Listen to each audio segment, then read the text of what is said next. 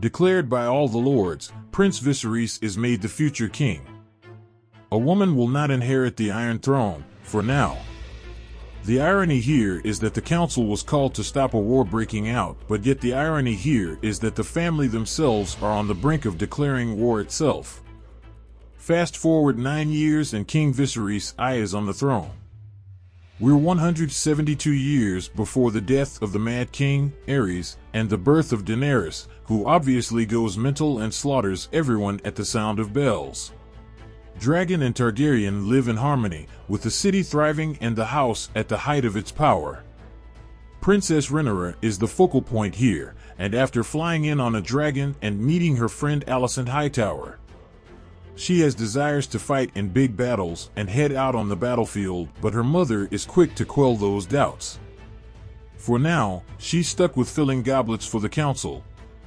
In the wake of the Targaryen arrogance, believing themselves to be untouchable, there are problems.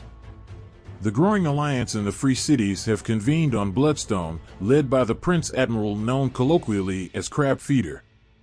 Lord Corlys Valerian's concerns are met with an indifferent shrug. King Viserys is expecting the birth of his child soon, and he's convinced that it's to be a boy. Rhaenyra listens quietly, eyeing up the various men of influence around this table. For now, Rhaenyra visits Prince Daemon Targaryen. She finds him sitting on the Iron Throne, but this is much accurate to how the books describe the chair, surrounded by hundreds of swords, sticking out like thin gravestones. Daemon hands over a necklace for the young princess, Valyrian steel. Daemon is in charge of the armies, and he's quick to rile up his gold cloaks, deciding to conquer King's Landing and make them fear the color gold. And part of that comes from some pretty gnarly punishments. Daemon himself delivers several killing blows, going after criminals and hauling away dismembered remains. The king has been under heavy stresses lately, and unfortunately, that means his health has taken a bit of a battering. The Grand Maester checks out a nasty wound on the man's back, coming to the conclusion that it needs to be cauterized. As for Viserys, he's absolutely adamant he's having a son, telling his wife about his vivid dreams of their son wearing a crown and ruling. After losing 5 babies, the queen is quick to point out that this is the last time. "I've mourned all the dead children than I can," she says at last. News of Daemon's nighttime slaughter soon reaches the king. Viserys is not happy, and at the council Daemon's questioned over the gold cloaks being used heavy-handedly. Daemon is convinced he's doing the right thing, chalking this up to promoting law and order by making the people fear the Watch. Funnily enough, Corlys agrees with him. Otto Hightower does not. Viserys speaks his piece all the same, telling him to use the gold cloaks but not to step outside his jurisdiction. At King's Landing, Viserys holds a big tournament. The jousting is an impressive display, although George R.R. Martin would likely have spent 7 pages here describing all the banners and potential food on offer. The drama really picks up though when Daemon arrives on horseback. Naturally, Daemon comes out victorious, slashing the legs out from under the horse and winning the duel. However, he does so whilst wanting the favor from Alicent Hightower, the daughter of Otto Hightower, of whom Daemon clashed with in the meeting room. The dueling is a bloody affair, with the Targaryens watching on. Viserys is pulled away as the queen goes into labor. The Grand Maester is quick to point out that not even milk of the poppy could help her. Viserys is given an impossible choice. During a difficult birth, he can either lose his wife and child or lose his wife, but cut her open and take the child out, potentially saving her in the process.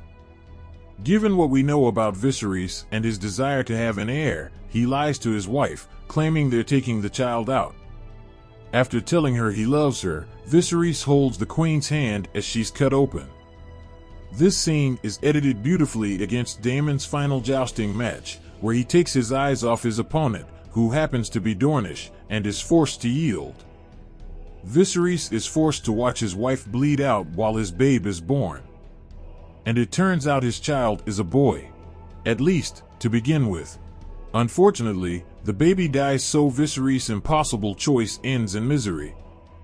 All the royal Targaryens gather for the funeral, watching as the bodies are burned via dragon flames.